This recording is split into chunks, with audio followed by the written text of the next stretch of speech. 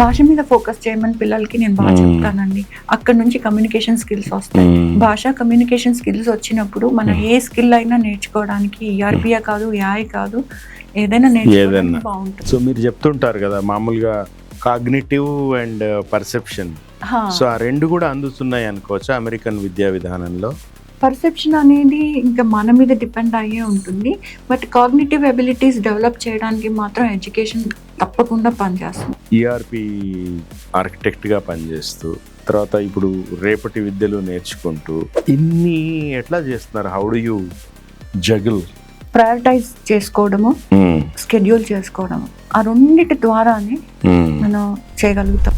Perception ఏముంటుందంటే ఎంత multi tasking చేస్తే అంత అంత గొప్పతనం అనే భావన ఉంటుంది చాలా మంది. కానీ మీరు చాలా రీసెర్చ్ పేపర్స్ చూడండి, మల్టీ టాస్కింగ్ అనేది లో క్వాలిటీ ఆఫ్ వర్క్. ఇప్పుడు ఏఐ కారణంగా చాలా చాలా కంపెనీలు ఉద్యోగాల కోత విధిస్తున్నాయి. సో యూత్ ఉపాధి ఉద్యోగాల కోసం వెతుకునే వాళ్ళు, యూనివర్సిటీ నుంచి బయటకు వస్తున్న వాళ్ళు ఈ ఛాలెంజ్ని వాళ్ళు ఎట్లా ఫేస్ చేయాలి? ఏఐ అనేది అందరూ నేర్చుకోవాలి. ఏఐ రాని వాళ్ళు ఏదో ఒక రకంగా ఈ ఏజ్ లో నేను నేర్చుకోను అనడానికి లేదు, వెనుకబడిపోతాం. ఏఐ గురించి భయపడడం కంటే దాన్ని ఇంకా ఇష్టపడడం నేర్చుకోవాలి. ఏఐ గురించి నాకు అసలు భయం లేదు. అది ఇంకా ఇంకా ముందుకు వెళ్ళిపోతుంది. దాని ప్రగతి కానీ దాని ప్రోగ్రెస్ కానీ దాని గురించి ఏఐ మూలంగా మనిషి ఆలోచించడం ఎక్కడ మానేస్తాడు, అది నేను ఆలోచించిన, అది నా ప్రశ్న. ఇప్పుడు ఆర్టిఫిషియల్ ఇంటెలిజెన్స్ అవి యంత్రాలు, సాఫ్ట్వేర్ కావచ్చు, హార్డ్వేర్ కావచ్చు, యంత్రాలే కదా. యంత్రాలు తెలివైనప్పుడు మనుషులు ఎట్లా ఉండాలి? Why it is so important? మన లెర్నింగ్ కెపాసిటీ పెంచుకోవడము, మన థింకింగ్ కెపాసిటీ పెంచుకోవడము, మన పార్టిసిపేషన్ పెంచుకోవడము, సొసైటీలో పార్టిసిపేషన్ చాలా ఇంపార్టెంట్ అవుతుంది. ఇప్పుడు ఆర్టిఫిషియల్ ఇంటెలిజెన్స్ అది ఇంకా ఎంత డేంజరస్గా ఉండబోతుంది? మీరు అన్నది ఏఐ అనేది కాన్షియస్ అవుతుంది, సెంటియంట్ అవుతుంది. దానికి సెంటిమెంట్స్, సెంటియంట్, కాన్షియస్ ఇవన్నీ కూడా ఆల్రెడీ వచ్చేసాయి. అది ఇంకా ఇంకా ఎక్కువ అవబోతుంది కానీ తక్కువ అవ్వట్లేదు. రేపు ఈ పనులన్నీ ఏఐ చేస్తే మనిషి ఏం కావాలా? మనిషి క్రియేటివిటీ ఏం కావాలి? మనిషికి భవిష్యత్తు ఉంటుందా? మనిషి క్రియేటివిటీ పెరగబోతుంది. ఏఐ ఇచ్చేదంతా అవుట్పుట్ ని మనం క్రియేటివిటీ అనలేము. ఏఐ ఎకానమీని ఎట్లా ఎదుర్కోవాలి మనం as a person, as a country? AI ఎకానమీలో అటెన్షన్ ఈజ్ కరెన్సీ. హ్యూమన్ ఎకానమీలో అటెన్షన్ ఈజ్ డిగ్నిటీ.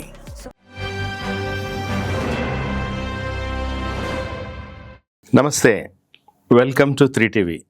ఈరోజు మనతో ఉన్నారు విజయ నాదెళ్ల గారు. విజయ గారు కవయిత్రి అండ్ ఆల్సో సాఫ్ట్వేర్ రంగంలో చాలా ఏండ్లుగా ఆమె అమెరికాలో స్థిరపడి ఈఆర్పి ఆర్కిటెక్ట్గా పనిచేస్తున్నారు. ఆమె మూలాలు ఇక్కడే ఉన్నాయి. భారతీయ ఆత్మ తనలో చాలా చాలా అపారంగా ఉన్నది విజయ గారిలో. ఇంకా నేను చెప్పే కంటే విజయ గారి నోటి ద్వారానే మనం విందాం. విజయ గారు, వెల్కమ్ టు 3TV. చాలా ధన్యవాదాలు మీకు, 3TVకి నన్ను ఇక్కడికి ఆహ్వానించినందుకు. విజయ్ గారు, మీరు అదే ఈఆర్పి ఆర్కిటెక్ట్గా పనిచేస్తున్నారు అమెరికాలో. ఎక్కడండి, ఏ సిటీలో ఉంటారు? న్యూజెర్సీ అండి. న్యూజెర్సీ. అవును. అండ్ మీ దగ్గరలో వరంగల్ వాస్తవ్యులు కదా? యాక్చువల్లీ ఓరుగల్లు వాస్తవ్యురాలు. ఓరుగల్లు అనటం నాకు ఇష్టం. యా. సో బ్రీఫ్గా, సో మీ పుట్టుక, మీ విద్యాభ్యాసం, తర్వాత మీరు అమెరికాకు వెళ్ళడం, అవి కొంచెం పంచుకోండి మా ప్రేక్షకులతో. పుట్టి పెరిగిందంతా వరంగల్ కోట దగ్గర అన్నమాట. కోట దగ్గర. కోట కిలా కాదు కానీ దగ్గరలో ఉండే అవి కాకతీయుల కళా వైభవాన్ని, కాకతీయుల ప్రాభవాన్ని చదువుతూ, నేర్చుకుంటూ, వింటూ, రుద్రమదేవి కథలు, ప్రతాపరుద్రుని కథలు, గణపతి దేవుని కథలు, అవన్నీ వింటూ బతికిన జీవితాలు అన్నమాట. అవి ఇప్పటికీ చెరిగిపోని ముద్రలుగా ఉంటాయి. అందుకే రూట్స్ గట్టిగా ఉండాలంటాం అన్నమాట. మనం పుట్టి పెరిగిన ఊరు, మూలాలు మరకపోవడం, రూట్స్ బలంగా ఉండటం. 10th దాకా తెలుగు మీడియంలో చదువుకున్నాను. అక్కడ నాకు ఆ టైంలో చాలా గట్టి పునాది పడిందని చెప్పాలి. తెలుగు, హిందీ, ఇంగ్లీష్ 3 కూడా నేను చదువుకున్న ఆంధ్ర బాలిక అనే పాఠశాలలో చదువుకున్నాను. అక్కడ 3 టీచర్స్ కూడా, ఉపాధ్యాయులు చాలా బాగా చెప్పేవాళ్ళు అన్నమాట. వాళ్ళ మూలంగానే నాకు భాష మీద పట్టు వచ్చిందని చెప్పాలి. తెలుగు అంటే, హిందీ టీచర్ అంటే, ఇంగ్లీష్ టీచర్ అంటే, లెక్కలు ఎక్కువగా వచ్చేవి కాదు. సైన్స్ నా అంతటి నేనుగా బాగా చదువుకునేదాన్ని, నాకు ఇంట్రెస్ట్ కాబట్టి. అక్కడ నుంచి నా ప్రయాణం మొదలైంది. అదే చెప్తుంటాను, ఇప్పుడు భాష అనేది సబ్జెక్ట్ కన్నా కూడా, మ్యాథ్ సైన్స్ కన్నా కూడా భాష అనేది చాలా ముఖ్యమని నేను ఏ పాఠశాలకు వెళ్ళినా కూడా పిల్లలకి చెప్తాను. భాష నేర్చుకోండిరా, కమ్యూనికేషన్ నేర్చుకోండి పిల్లలు అని చెప్పేసి. కమ్యూనికేషన్, భాష ఉంటే కమ్యూనికేషన్ వస్తుంది. మనం ఎక్కడికి వెళ్ళినా కూడా ఇప్పుడు ఏఐ ప్రపంచంలో అన్నీ వస్తున్నాయి. ఈ భాష అనేది లాంగ్వేజ్ మోడల్సే కదా ఏఐ అంటే, దానికి వస్తుంది. మరి దానికి మనకి తేడా ఉండాలి కదా. భాష మీద ఫోకస్ చేయమని పిల్లలకి నేను బాగా చెప్తానండి. అక్కడ నుంచి కమ్యూనికేషన్ స్కిల్స్ వస్తాయి. భాష కమ్యూనికేషన్ స్కిల్స్ వచ్చినప్పుడు మనం ఏ స్కిల్ అయినా నేర్చుకోవడానికి ఈఆర్పియా కాదు, ఏఐ కాదు, ఏదైనా నేర్చుకోవడానికి బాగుంటుంది. ఇది చాలా ఇంట్రెస్టింగ్. ఎందుకంటే మ్యాథ్స్, సైన్స్ చదవడము, తర్వాత జీవితంలో తొందరగా సెటిల్ అవ్వడం, దానికి ముందు మంచి మార్కులు తేవడం, కెరీర్, ఇదే ఎక్కువగా నడుస్తుంది ప్రస్తుతం ఇండియన్ సమాజంలో. I don't know about America కానీ, బట్ అంటే ఉపాధికి పనికొచ్చే ఉద్యోగాలకు, కెరీర్కి పనికొచ్చే చదువులే చదవాలి. లాజిక్, ప్రాక్టికల్ అప్రోచ్, వీటికే ఎక్కువ ప్రాముఖ్యత ఉంది. అండ్ లాంగ్వేజెస్ చదువుకోవడము, క్రియేటివిటీకి సంబంధించి పెద్దగా అటు పేరెంట్స్ కానీ, లేకపోతే అటు స్కూల్ యాజమాన్యం కానీ, ఓవరాల్గా సమాజం కానీ దాన్ని ఎంకరేజ్ చేయని పరిస్థితి మనం ఇండియన్ సొసైటీలో చూస్తాం. బట్ మీరు అది భాష గురించి చెప్పడం అనేది చాలా చెవులకు చాలా ఇంపుగా అనిపిస్తా ఉంది నాకు. అవును, అంటే మనం ప్రత్యేక శ్రద్ధ తీసుకోవాలి, లేకపోతే భాష మీద పట్టు రాదు. కంపోజిషన్ రాయటం కానీ, ప్రోజ్ రాయటం కానీ, రైటింగ్ అండ్ రీడింగ్ చాలా ఇంపార్టెంట్. అమెరికాలో మనం చూసామంటే హై స్కూల్ కి వెళ్తే మినీ ఐఐటీలా ఉంటాయి. క్లాస్ రూమ్స్ ఎక్కువ ఉంటాయి, పిల్లలు తక్కువ ఉంటారు. ప్రతి దానికి ఒక క్లబ్ ఉంటుంది. ఫిజిక్స్ క్లబ్ ఉంటుంది, హిస్టరీ క్లబ్ ఉంటుంది, లాంగ్వేజ్ క్లబ్ ఉంటుంది. అలా వాళ్ళ విధానం చాలా ప్రాక్టికల్ గా ఉంటుంది. పుస్తకాలు ఒకటే కాదనమాట. అది చూసిన దగ్గర నుంచి అది నాకు చాలా ఆశ్చర్యంగా ఉంటుంది అనమాట. ఇంత ప్రాక్టికల్ గా చదువుకోవాలన్నమాట. ఇలాంటి చదువు నేను నా చిన్నప్పుడు నేను చదువుకోలేకపోయాను అనిపిస్తుంది. ఎందుకంటే ఒక సర్టన్ స్టేజ్ వచ్చిన తర్వాత నేను అంత ఓపెన్ ఎడ్యుకేషన్ అయిపోయింది. నాకు త్వరగా జీవితంలో ఉద్యోగం వచ్చేయటము, కాలేజ్ కి వెళ్లకుండానే ఓపెన్ ఎడ్యుకేషన్ లో చదువుకోవడము. ఎప్పుడైతే హై స్కూల్ చూసానో ఇన్ని క్లబ్స్ ఉంటాయి. ఫైనాన్స్ క్లబ్ ఉంటుంది, బిజినెస్ క్లబ్ ఉంటుంది, స్పోర్ట్స్ క్లబ్ ఉంటుంది. సో క్లబ్స్ ఎక్కువ, క్లాస్ రూమ్లు ఎక్కువ, పిల్లలు తక్కువ ఉంటారు. So that overall development of ఆ హై స్కూలే మనకి మినీ ఐఐటి లా ఉంటుంది అన్నమాట. అక్కడ నుంచి వాళ్ళకి వాళ్ళు కేవలం 11th and 12th చదువుకున్నా కూడా లైఫ్ కి కావాల్సిన స్కిల్స్ అన్ని వచ్చేస్తాయి. సో మీరు చెప్తుంటారు కదా మామూలుగా కాగ్నిటివ్ అండ్ పర్సెప్షన్, సో ఆ రెండు కూడా అందుతున్నాయి అనుకోవచ్చా అమెరికన్ విద్యా విధానంలో? పర్సెప్షన్ అనేది ఇంకా మన మీద డిపెండ్ అయ్యే ఉంటుంది.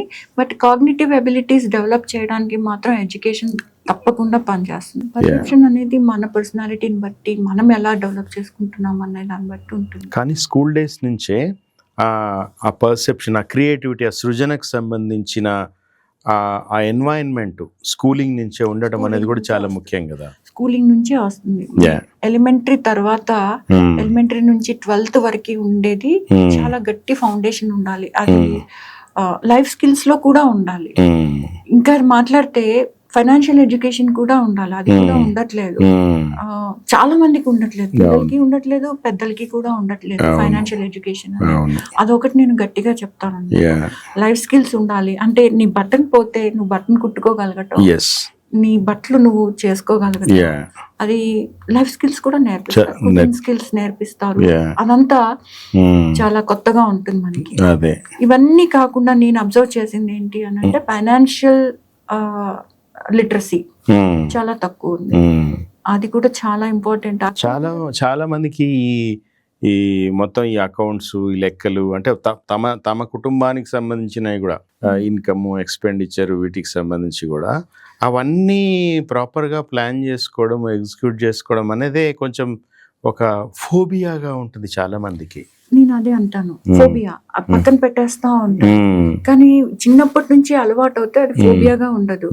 ఏంటి, ఎంత ఇన్సూరెన్స్ తీసుకోవాలి, మనం సంపాదించేది 1000 అవుతే అందులో 100 అవుతే 20% అలా సేవ్ చేసుకోవాలి. ఈ ఫైనాన్షియల్ లిటరసీ ఉండాలండి. మ్యూచువల్ ఫండ్స్ ఏంటి, ఎందులో చేసుకోవచ్చు, మన ఫస్ట్ కెరియర్ అయిన క్షణం నుంచే సేవింగ్స్ ఎంత.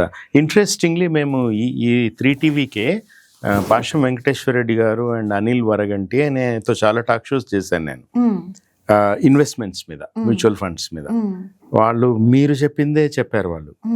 అంటే నీ ఏజ్ తర్వాత నువ్వు సంపాదించేది ఎంత, దాంట్లో నువ్వు ఎంత సేవింగ్స్ చేయాలి, వాటిలో కూడా ఇన్వెస్ట్మెంట్స్ ఏ రూపంలో చేయాలంటూ చాలా వాళ్ళు చాలా బాగా చెప్పారు ఇద్దరు కూడా.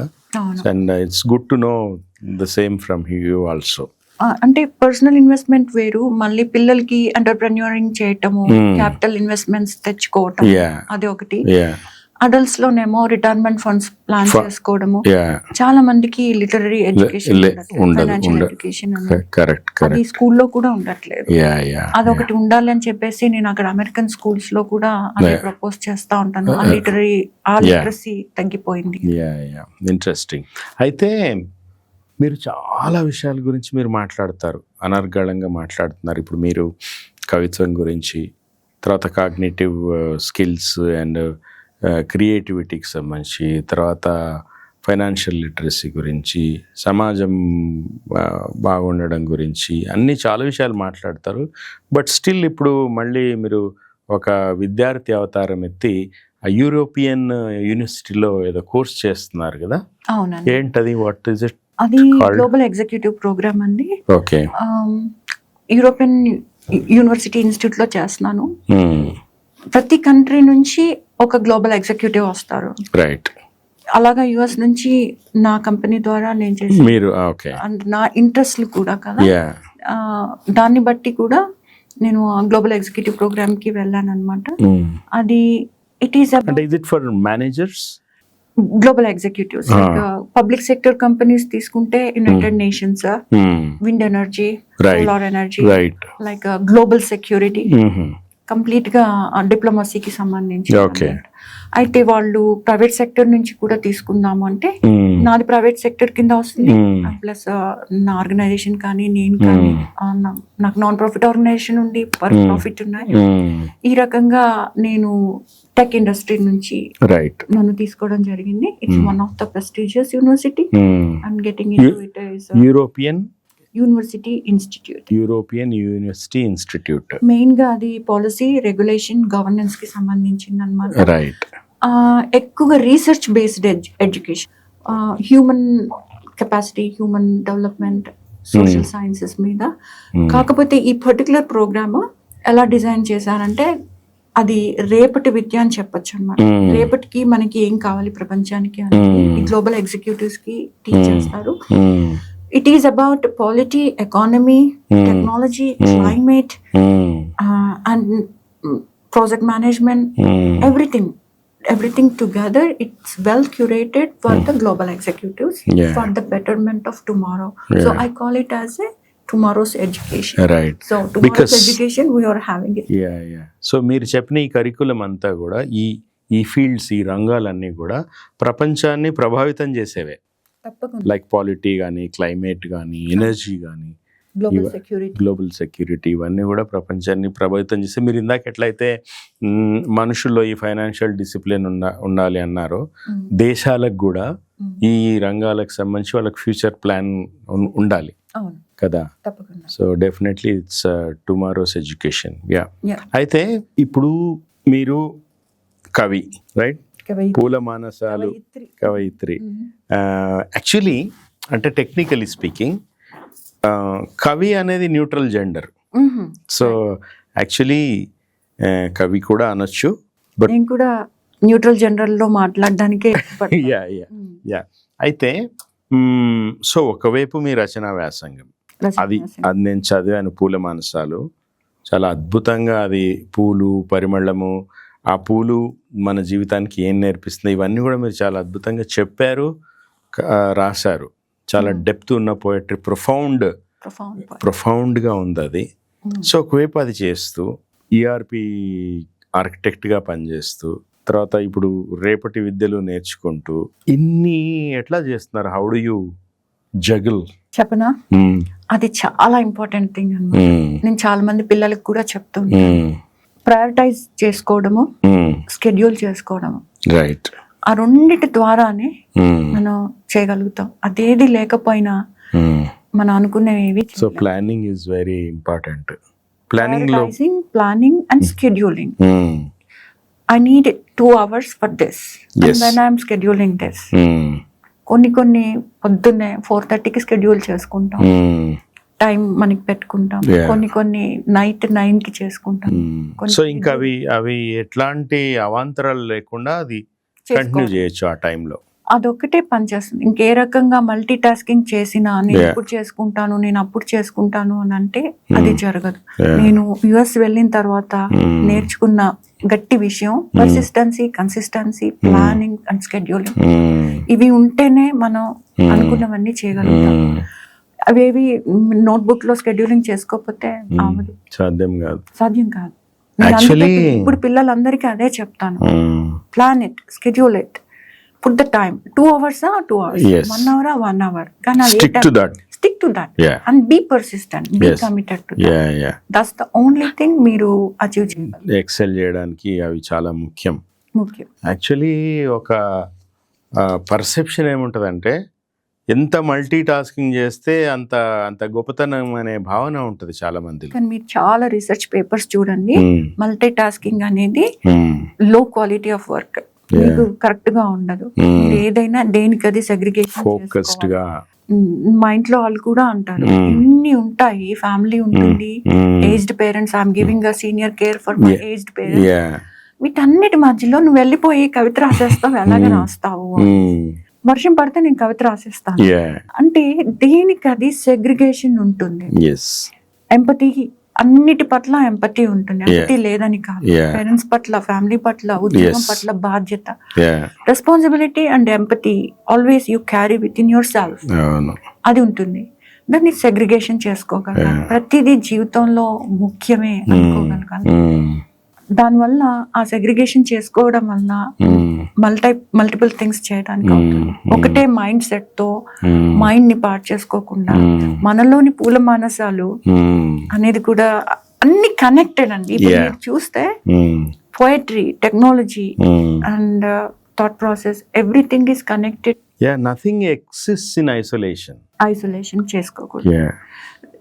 ఎలాగా అంటే యూనియన్ ఉండాలి ప్రతిదానికి. ఇప్పుడు మీరు పూల గురించి రాసిన, విప్లవం రాసిన, మీరు ఇవన్నీ రాశారు, గరీబ్ గీతాల గురించి రాసిన, విషాద కవిత్వం రాసిన, చాలా సంవత్సరాలు I was a sorrow lover.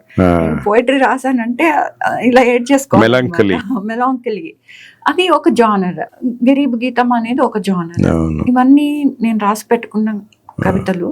ఇక్కడి నుంచి నేను మెల్లిగా మనలోని పూల మనసాలకు వచ్చేసాను.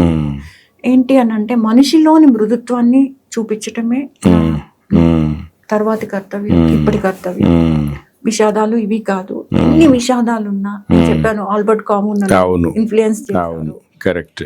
అండ్ ఎలాంటి జీవితమైనా జీవించదగింది, అది నాకు బాగా స్ట్రైక్ అయింది. కాము దగ్గర నుంచి బాగా నేర్చుకున్నాను. కాము is all about common man. మరి కామన్ మ్యాన్ కంటే పొద్దుటి నుంచి సాయంత్రం వరకు చాలా కష్టాలు ఉంటాయి. అవును, ఎవరికైనా కష్టాలు ఉంటాయి, కామన్ మ్యాన్ కి ఇంకాస్త ఎక్కువ ఉంటాయి. ఏ జీవితం అయినా జీవించదగింది, ఏ ఎక్స్పీరియన్స్ అయినా ఫర్ ద ఎక్స్పీరియన్స్ సేక్ మనం జీవించాలి. నేను సరిగ్గా ఎక్స్ప్లెయిన్ చేయగలుగుతున్నాను లేదు, చాలా క్లియర్ గా అర్థమైంది కాన్సెప్ట్ అన్నమాట. నాకు సౌదా అనే ఒక కవిమిత్రుడు ఉన్నాడు, తను అంటాడు, ప్రతి జీవిలో కూడా ఒక సోయగం ఉంటుంది. అది మనిషి కానీ, చెట్టు కానీ, ఏదైనా కానీ ఒక సోయగం ఉంటుంది. ఎవరు లేదా ఏది పనికిరానిదేం కాదు. Every being is made for a purpose అనేది చూస్తే అప్పుడు యాక్చువల్గా మనుషుల మీద కానీ లేకపోతే జీవజాతులన్నిటి మీద కూడా చాలా ప్రేమ పెరుగుతుంది. పశుపక్షాదుల మీద, తరులతలు వృక్షాల మీద, మనుషుల మీద. కరెక్ట్ గా ఎవరు చెప్పారో తెలియదు కానీ you treat your self as a third person అంటారు. ఎట్లాగానంటే మీరు నాకు బాధను కలిగిస్తారా, కలిగించారు కదా, అలాగే మీకు మీరు కూడా బాధను కలిగించుకోకూడదు. మనిషి సెల్ఫ్ హార్మ్ ఏ రకంగా కూడా బాధగా ఆలోచించుకోవడం కానీ, నెగటివ్ ఆలోచనలు కానీ అవేవి రాకూడదు అన్నమాట. మన అవతల వాళ్ళకి ఏదైతే రెస్పెక్ట్ ఇస్తామో మనతో మొదలవ్వాలి. అది you give respect to the person with in you, తర్వాతే వేరే వాళ్ళకి. అవును, మనం ఏరోప్లేన్ లో ఆక్సిజన్ ముందు మనం పెట్టుకుంటేనే కదా ఇంకెవరికైనా చేయగలిగేది. ఆ కాన్సెప్ట్ నాకు చాలా లేట్ గా అర్థమైంది. మనం బాధ పెట్టుకోకూడదు, ఇతరులను బాధ పెట్టుకోకూడదు. ఇది యాక్చువల్ గా తాత్వికంగా కూడా నేను అనేది, అహము నేను అనేది వదిలేస్తే మనిషి చాలా ఉన్నత స్థాయికి చేరుకుంటాడు అనేది మామూలుగా తాత్వికంగా చెప్తారు. అది సో మీరు చెప్పింది లైక్ యూనో మనని మనము మూడో వ్యక్తిగా, బయటి పర్సన్గా, ఆ బాహ్య దృష్టితో మనలో మనం చూసుకుంటే కరెక్షన్ చేసుకోవడానికి అవకాశం ఉంటుంది. Yeah, sure. సో మనల్ని మనము ఆసీనులను చేసుకోవడం, మనల్ని మనం టీ తాగమని చెప్పుకోవడం, మనల్ని ఓదార్చుకోవడం, treating one's own self as a third person. Yeah, correct. ఎందుకంటే ఎవరికి అవతల వాళ్ళకి సమయం లేదు. అవును.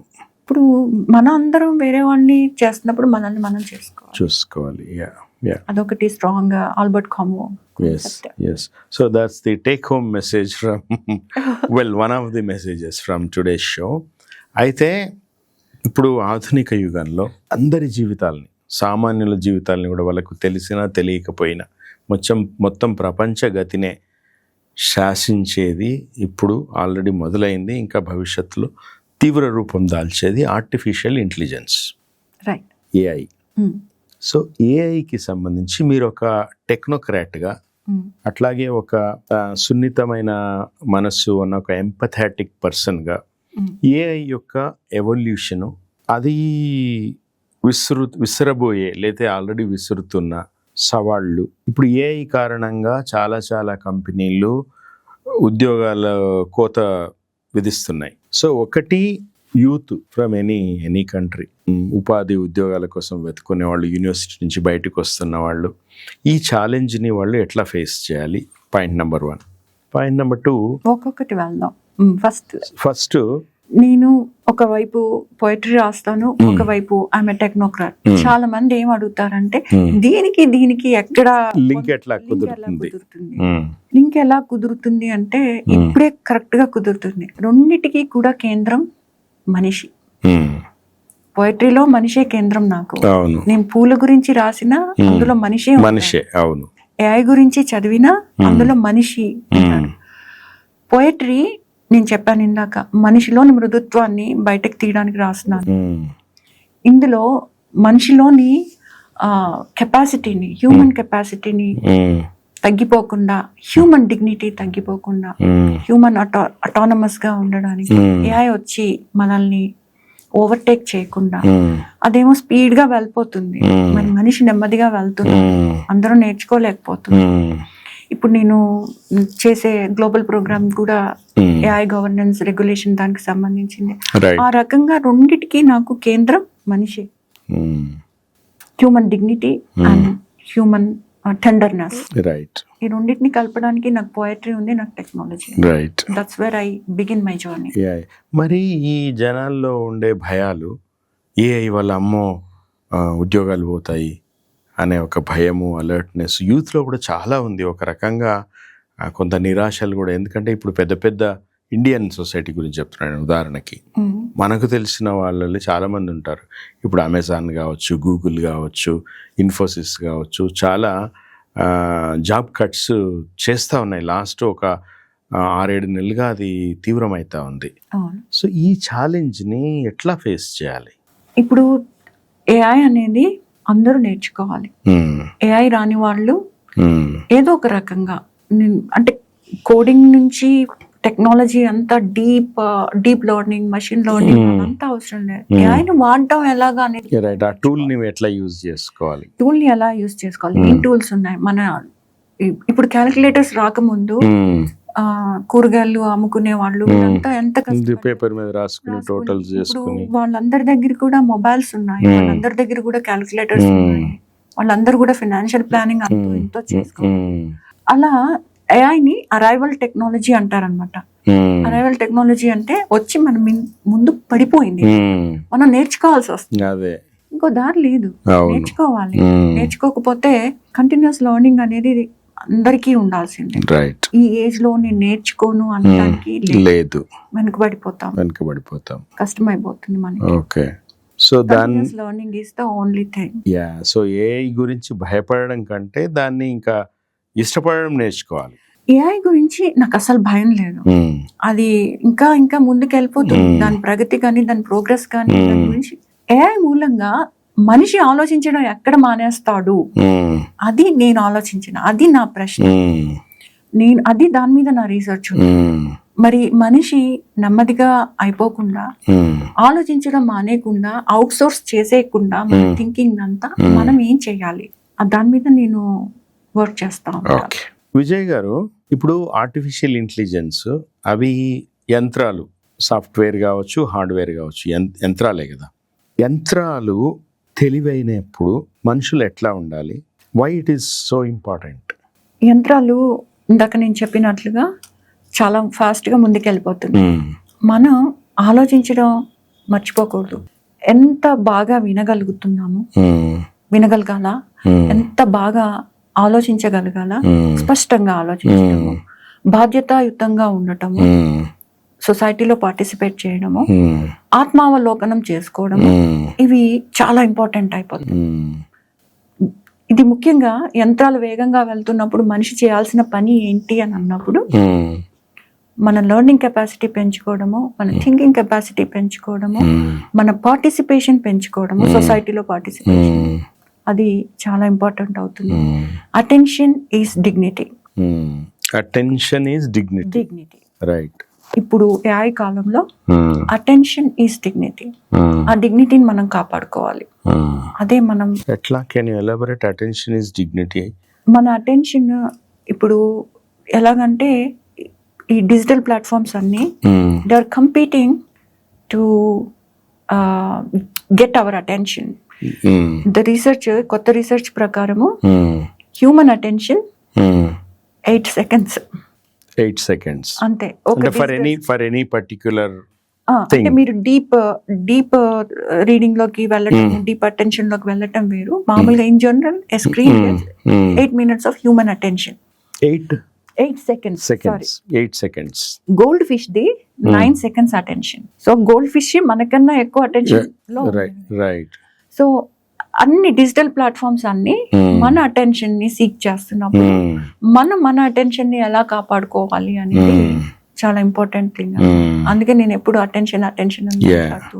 ఓకే, సో అటెన్షన్ ఎకానమీ, ఏఐలో అటెన్షన్ ఎకానమీలో అటెన్షన్ ఈజ్ కరెన్సీ. మరి మనిషి ఎకానమీలో, హ్యూమన్ ఎకానమీలో అటెన్షన్ ఈజ్ డిగ్నిటీ.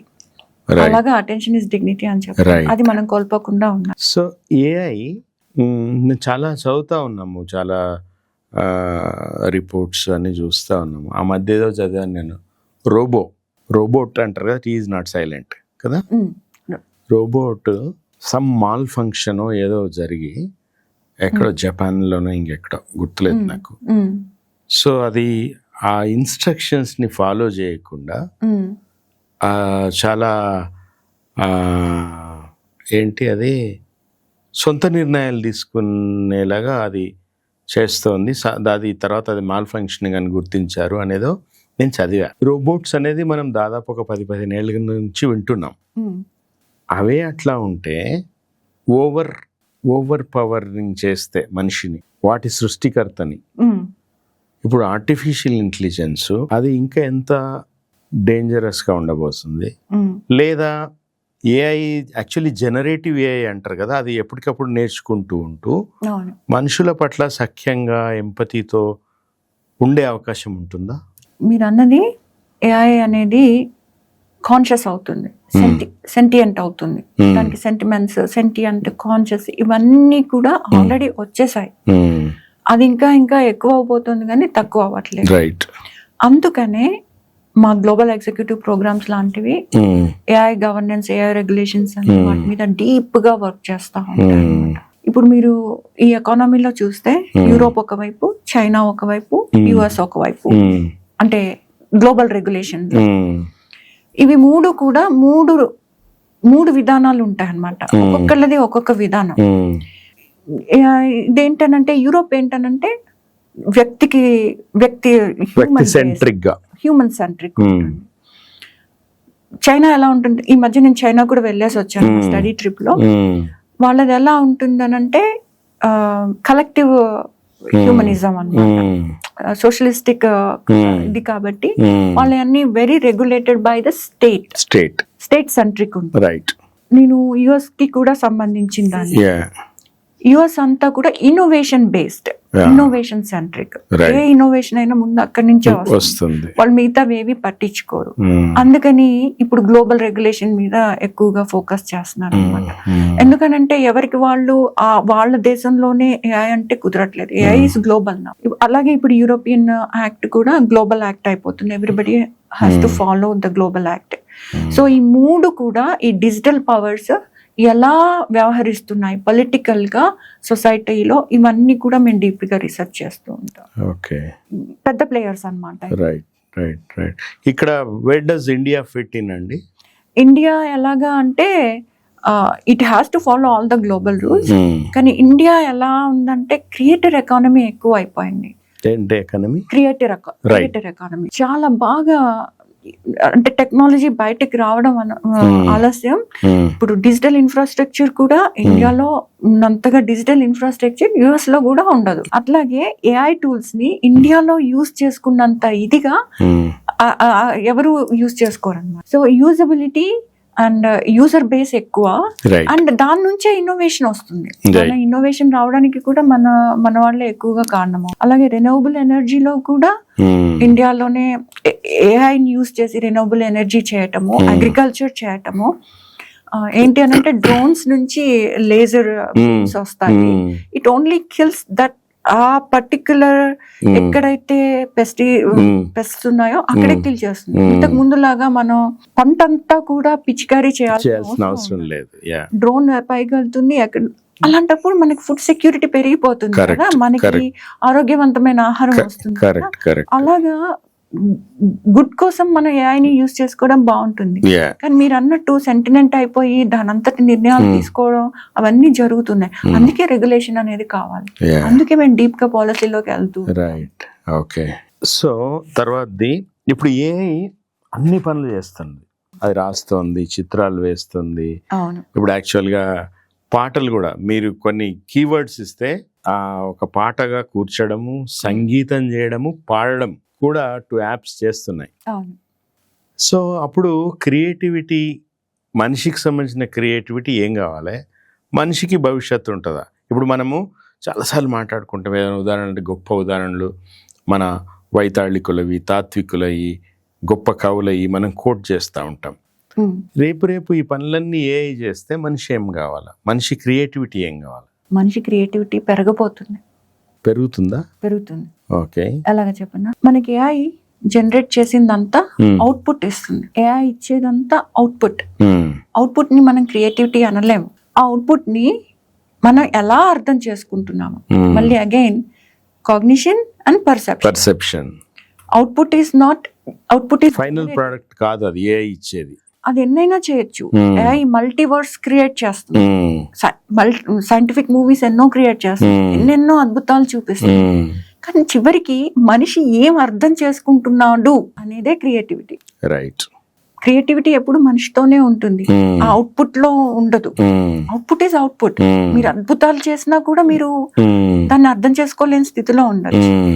ఎలాగంటే వాన పడుతుంది, అది కొందరికి వెదర్ అనిపించవచ్చు, అంతేనా? కొందరికి ఏమో ట్రాఫిక్ ఉంటది అని అనిపిస్తుంది. కవికి ఏమనిపిస్తుంది? అమ్మ జడలో మల్లెపూల పైన కూర్చిన వాన అనిపిస్తుంది. బ్యూటిఫుల్. ఒక ప్రియుడికి ఏమనిపిస్తుంది, ప్రియురాల పైన కురిసే మల్లెపూల వాన ప్రేమ అనిపిస్తుంది. ఫుల్ కి జడి. Yeah. ఇది క్రియేటివిటీ అన్నమాట. అది ఒక అవుట్పుట్ అనేది, వాన్ అనేది ఒక అవుట్పుట్ మాత్రమే. రైట్. సో క్రియేటివిటీ అనేది మన పర్సెప్షన్ బట్టి, మనం ఎలా చూస్తున్నాం అనేది బట్టి. అందుకే ఈ క్రియేటివ్ థింకింగ్ ని, పర్సెప్షన్ ని, నెమ్మదిగా ఆలోచించడాన్ని మనం అలవాటు చేసుకోవాలి. లేకపోతే ఏఐకి మనకి తేడా ఉండదు. అందుకే పోయిటరీ చదవాలి, నెమ్మదిగా చదవాలి, నెమ్మదిగా ఆలోచించాలి. హడావుడి పడి నిలకడగా ఉండాలి. అది ఇప్పుడు చాలా అవసరం. ఏఐ వరల్డ్ లో ఇప్పుడు పోయిటరీ చాలా అవసరం. కథలు చదవడం అవసరం. ఎంత బాగా చెప్పారండి ఇది.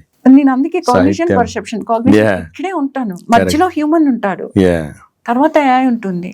ఏఐతో మనం సహజీవనం చేస్తాం. Brilliant. Output is generated, but human creates the meaning. And creating the meaning is creativity. అందుకే చెప్తున్నాను, హ్యూమన్ క్రియేటివిటీ పెరగబోతుంది. ఓకే. సో ఇప్పుడు ఏఐ ఎకానమీని ఎట్లా ఎదుర్కోవాలి మనం, as a person, as a country, as a AI ఎకానమీలో అటెన్షన్ ఈజ్ కరెన్సీ. ఇందాకే చెప్పారు. Human ఎకానమీలో అటెన్షన్ ఈజ్ డిగ్నిటీ. సో వాళ్ళు అటెన్షన్ అనే కరెన్సీని అటాక్ చేస్తున్నప్పుడు అటెన్షన్ అన్న డిగ్నిటీని యూజ్ చేసి దాన్ని మనం నిలుపుకోవాలి. సో మన అటెన్షన్ ని బిల్డ్ చేసుకోవడం చాలా ఇంపార్టెంట్. రీల్స్ కి మన అటెన్షన్ ఇవ్వకపోవడం, మన దృష్టి మీద మనకు హక్కు లేనప్పుడు మన జీవితం మీద మనకి హక్కు ఉండదు. మన జీవితం మీద హక్కు కోల్పోయినప్పుడు మనం ఏం జీవిస్తున్నామో ఏం మీనింగే కోల్పోతాం. ఇది చాలా డీప్ విషయం అన్నమాట. అందుకే నేను ఎంతసేపు అటెన్షన్ ఇస్ డిగ్నిటీ అంటూ ఉంటాను. That is the only way to face attention currency. Attention to detail అంటారు. అటెన్షన్ టు డీటెయిల్, అది సునిశ్చితంగా, క్లియర్ గా, స్పష్టంగా ఆలోచించినప్పుడే తెలుస్తుంది. ఇవన్నీ చాలా డీప్ విషయాలు, బట్ ఇవన్నీ మనం అందరం చాలా అవసరమైన విషయాలు. ప్రతి మనిషికి కూడా ముంచుకొని వచ్చేస్తోంది ఏఐ. ఇంకా అది ఇట్స్ నో లాంగర్ ఇంటెలెక్చువల్స్ సంబంధించింది మాత్రమే కాదు, ప్రతి మనిషి జీవితంలో. నేను అందుకే ఏఐ గురించి మాట్లాడను.